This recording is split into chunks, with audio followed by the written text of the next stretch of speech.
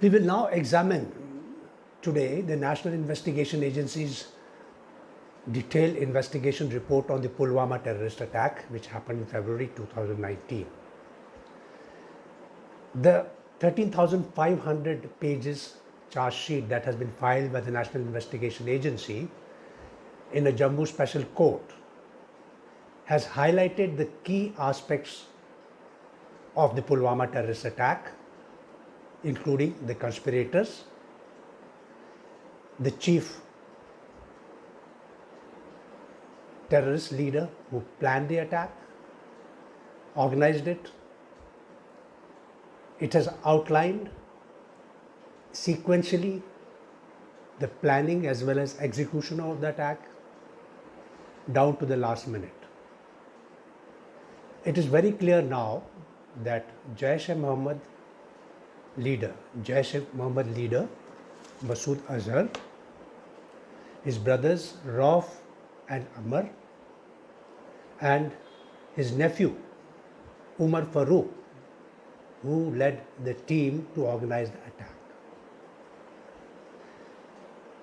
It was obvious that Jaish-e-Mohammed was behind the attack when just immediately after it made a proclamation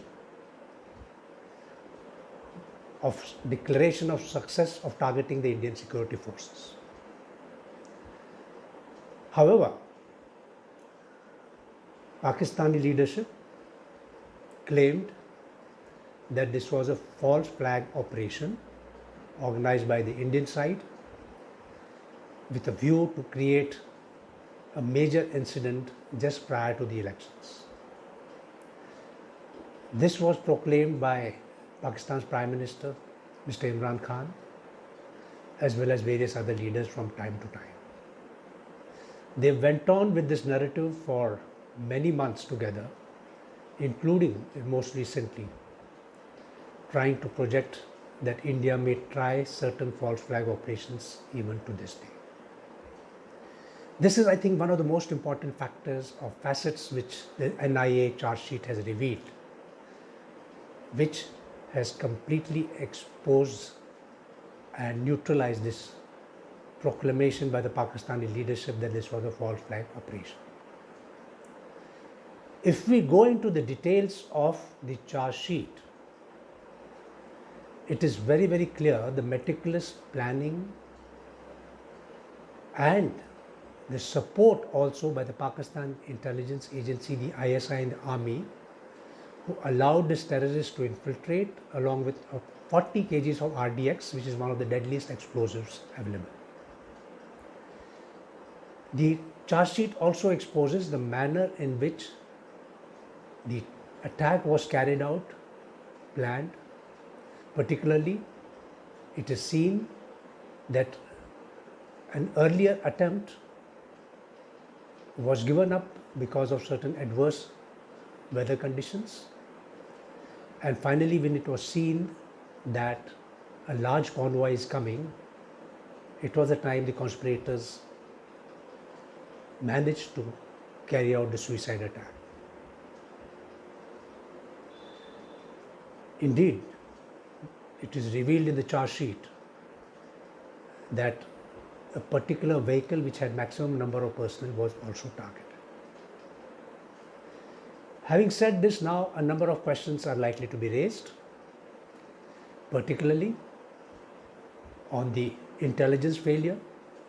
If such a massive attack was planned and being organized at such a scale, including some of the conspirators, actors in Jammu and Kashmir, there was no information or intelligence which was available. Of course, it is very difficult to get a specific intelligence, but a general intelligence that a suicide attack was planned on an army or a security forces convoy was not available. Secondly, the drills which have to be followed in the convoys, where spacing of the vehicles, number of personnel in each vehicle, and so on, was not being followed. So these questions also arise from the charge sheet, which has to be duly investigated and remedial measures taken so that in the future we do not come to this sort of a dastardly loss of precious lives of security forces. Thankfully, it is believed that a number of such attacks were planned after the Pulwama incident in February last year, which could not succeed. So to that extent, the security forces were on alert.